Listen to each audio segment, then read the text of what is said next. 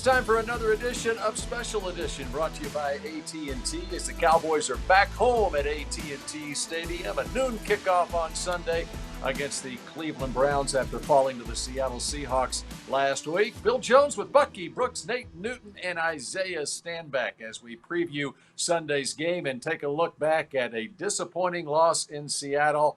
I tell you what, though, Bucky, these games, they may be aggravating to Cowboys fans, but at least they are entertaining.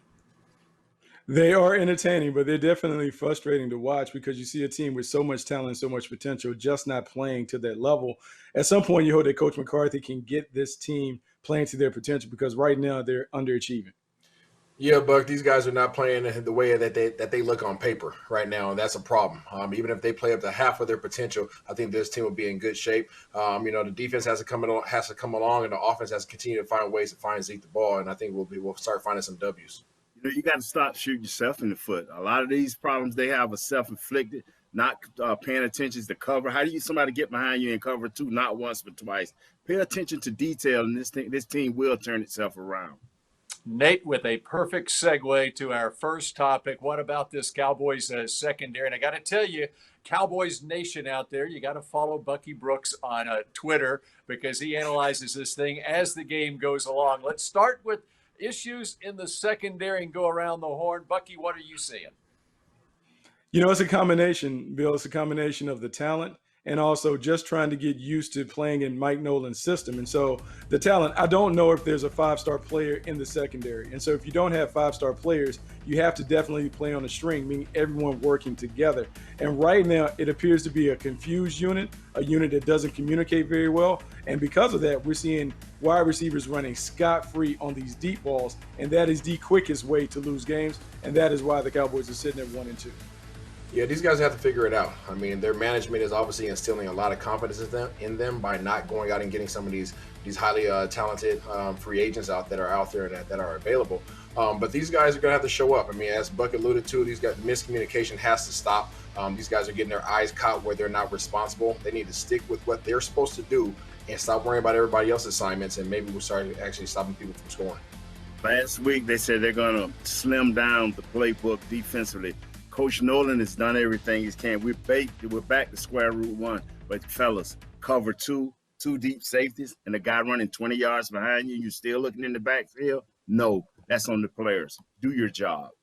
Okay, and how about up front with the pass rush? Got to Russell Wilson 4 times in last week's game. Of course, Aldon Smith accounted for 3 of those sacks. Haven't seen, DeMarcus Lawrence bothered by an injury right now. Haven't seen a lot of production out of Everson Griffin. What are you seeing up front, Bucky?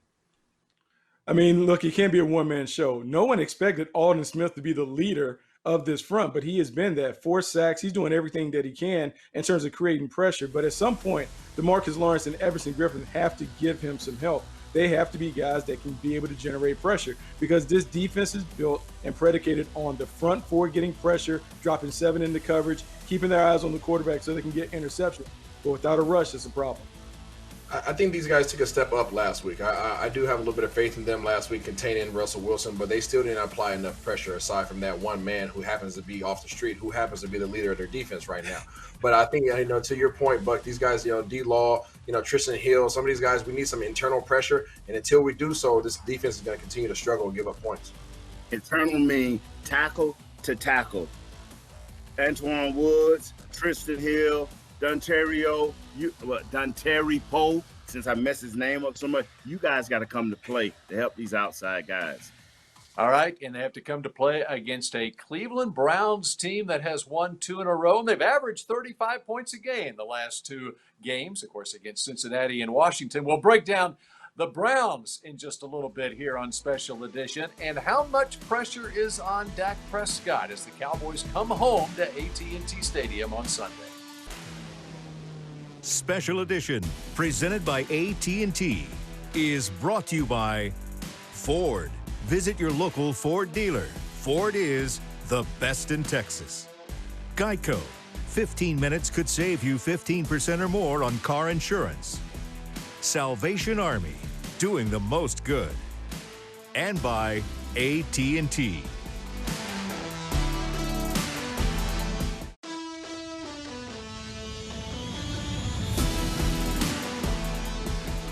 This segment is brought to you by the Texas Lottery. Play the new Sevens scratch tickets from the Texas Lottery. With top prizes up to $977,000. There's a Sevens scratch ticket for everyone. So play today.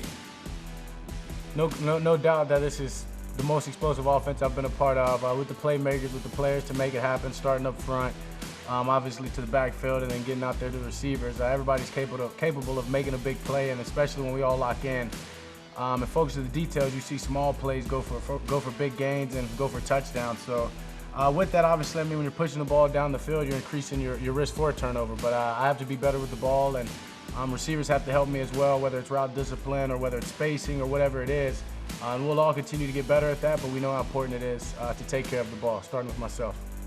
Dak Prescott as the Cowboys meet the Cleveland Browns. That's brought to you by Auto Nation. Welcome back to Special Edition, brought to you by AT&T. Bill Jones with Isaiah Stanback, Nate Newton, and Bucky Brooks. Let's talk about this Cowboys offense. There's been a lot of pressure on them to score a lot of points for the Cowboys to win games. And is that something that you see, Isaiah, that is going to continue here with the way the defense is playing? The offense has to score a lot of points, don't they? Yeah, the way the defense has been playing, obviously this offense is going to have to continue to put out performances like they have in the past few weeks. But they don't need to do it on the back of Dak. 110 passes over the last 2 weeks is entirely too much. They have to find a way to establish a running game, even amongst these offensive line woes. Zeke needs to eat, find a way to get him the ball, get that established, and then everything else opens up. This team needs to lock down, man. I mean, that's the only way you put all your assets financially and through the draft into this offense. Yes, Zeke needs to eat, but Zeke needs to catch the ball when they throw it to him. And you see me this week just on the players. It becomes a time when you have to individually put it on yourself to do your job and take some of that pressure off of Dak. Yeah, they definitely have to take some of the pressure off Dak. I think these statistics are really revealing. Dak Prescott, when he throws it over 33 times, the Cowboys are 13-20.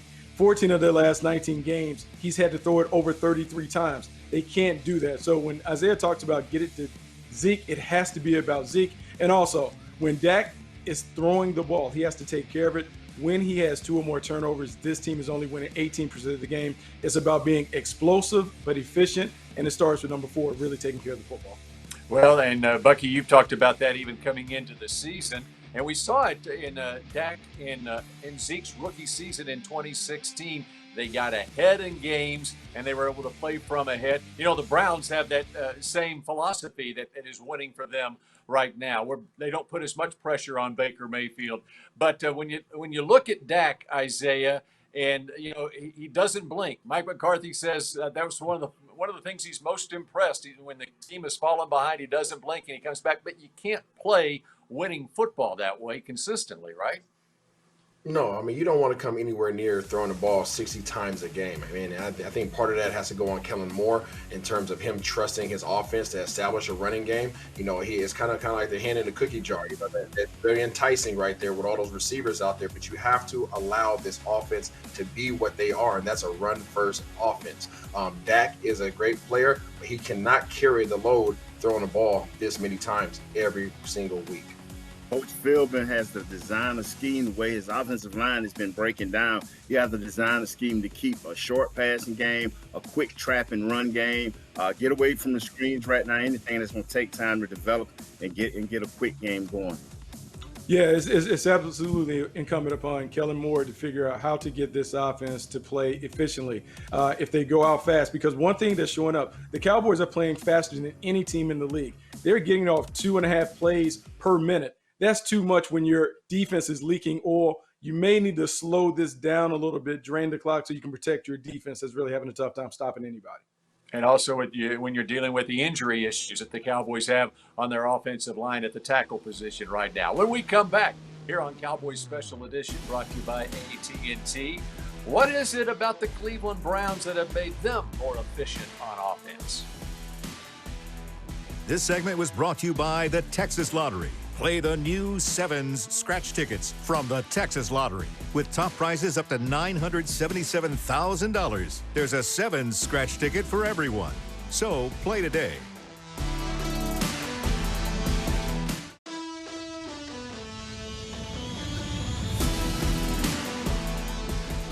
This segment is brought to you by Ford. Visit your local Ford dealer. Ford is the best in Texas. I mean, for what I've seen so far, they got a real good O-line, really talented running back, so their run game is premium. And they got the two wideouts out there that's making a lot of plays. They got a pretty good quarterback, so we got our hands full, but I don't think it's none that we can't handle if we do what we need to do the best we can. What do you think of Chubb when you see him on tape? Real physical. Good thing about him is he gets north and south really fast. He don't really go east and west and try to make too many people miss. He just kind of get in the rut, so that's pretty good on them. But like I said, I think it's a good challenge for us, and I think we'll be ready for it.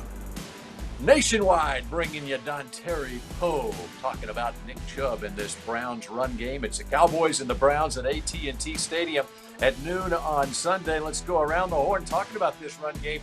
It's a two-headed monster with Nick Chubb and Kareem Hunt, who's nursing a groin injury right now, but one of the best rushing games in the entire league, Nate Newton.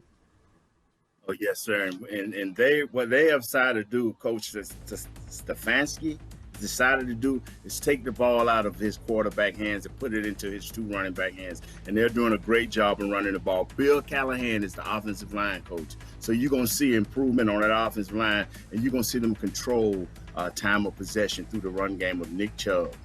You know, Nate, it's such a great observation. You talk about the running game. They decided that their DNA is about the running game.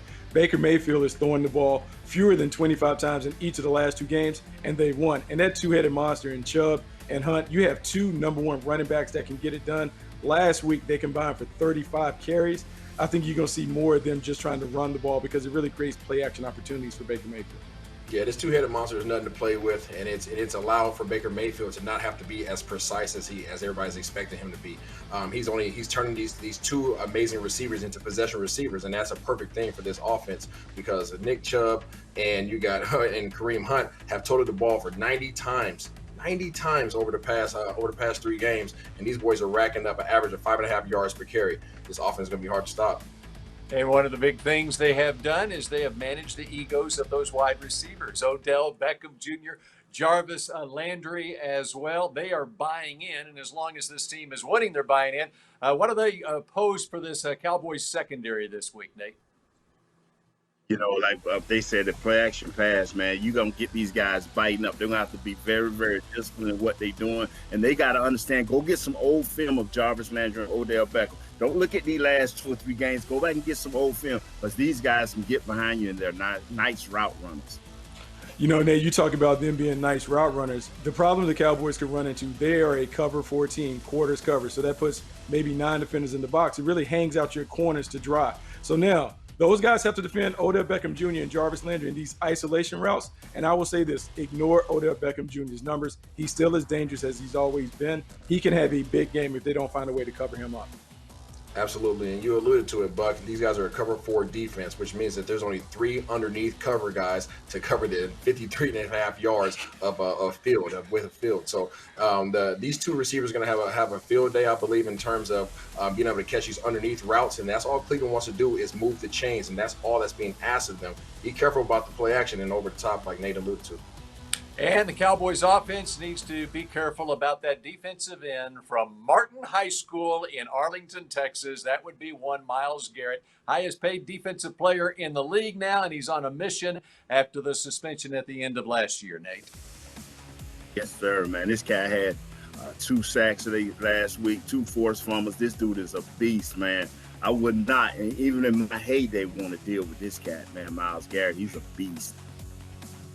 He is a monster, and I don't know how they can hold up. We talk about the edges being protected. If the Cowboys are able to run their quick rhythm passing game, yes, they can have success. But if it gets into a drop-back game where Dak has to drop back 30 to 40 times, Myles Garrett is going to have plenty of opportunities to hit the quarterback and force a negative play.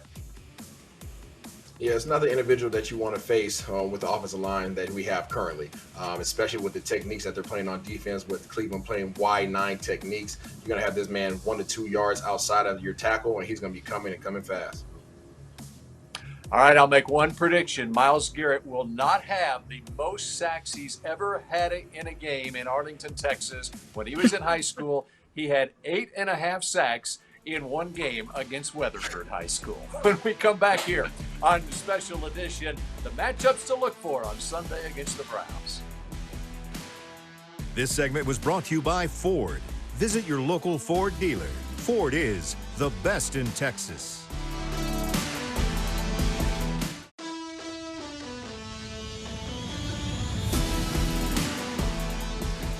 This segment is brought to you by AT&T. Cowboy Special Edition brought to you by AT&T continues now. Bill Jones, Bucky Brooks, Isaiah Stanback, Nate Newton. Some matchups to look for on Sunday as the Cowboys take on the Cleveland Browns. And Bucky, how about we start with you and those running backs we talked about against those Cowboys linebackers? Yeah, you got to find a way to deal with Nick Chubb and Kareem Hunt. These are the guys that can get it done. They're the only two running backs in the league with 200-plus rushing yards on the same team. They are running the ball 52% of the time. And so the Cowboys' front seven and the linebacker core, they have to do a good job because if they're unable to stop the running game, man, secondary could leak or because everybody has to have their eyes on the running game. And let's flip it over for you, Isaiah. Cowboys on offense, the wide receivers, led by Amari Cooper, of course, have had so much production the first 3 games of the year. Against a Browns secondary that's injury depleted right now, we'll see the availability of Denzel Ward. Greedy Williams hasn't played yet this year. Yeah, I don't see the train stopping here. I think that these receivers continue to eat, but it's going to have to be in a different form. Over the past 3 weeks, they've been doing a really good job of getting behind the secondary. I don't see that being the case this week. I think that it's going to be a loaded box with a single high safety, and I think these guys are going to be playing a soft cover 3 or maybe a 2-high cover 4 where they're just allowing everything to be in front of them. And these receivers are going to have to be possession receivers this week. I don't see them getting big plays too often. Okay, and Nate, how about the big challenge it is for the Cowboys offensive tackles as Brandon Knight might get the start again. We'll see if Tyron Smith will be available. And on the right side, you've got an undrafted Terrence Steele who came out of last week's game in the third quarter. And you got Myles Garrett on the other side. You know what? It's all about max protection, man. Or either bumping this guy. Wherever he's at, you got to be ready to turn your protection. But the funny thing about it, you can't do that all the time because Sheldon Richards has new life, man. He's playing like a young, hungry man that's going off on a tangent. And Myles Garrett is a beast in his own right. But you got to look out for Sheldon Richards because he's going to be controlling the middle. All right, when we come back here on Cowboys Special Edition, the keys to a Cowboys victory over the Browns on Sunday at noon. This segment was brought to you by AT&T.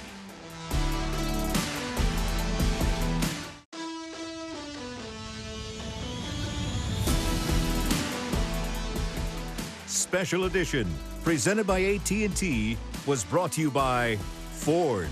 Visit your local Ford dealer. Ford is the best in Texas. Miller Lite, the only beer of the Dallas Cowboys. AT&T. And by NFL Game Pass. You'll never miss a game again. Enjoy full access to coaches' film and game replays from Week 1 to the Super Bowl. Subscribe at DallasCowboys.com/Game Pass. Final minute of Cowboys Special Edition brought to you by AT&T. Let's go around the horn and get a key to a Cowboys win over the Cleveland Browns. Bucky, let's start with you. They got to play a clean game, no turnovers. Turnovers are killing them. If they don't turn the ball over on offense or in the kicking game, they win the game. I have to say defense on first and second down. Try to force Baker Mayfield to have to throw the ball on 3rd and longs. Whoever interior line plays the best will control the game because it keeps the outside guys on defense from running amok. And as usual, we leave the final word to Nate Newton. Your prediction, will the Cowboys come away with a victory, and if so, by how much? I was off last week by maybe 8-9 points, but 1 point would get this thing done this week. Okay, 1 point. Cowboys by 1. I owe you, Isaiah, you sellout. And we appreciate you joining us here for Cowboys Special Edition.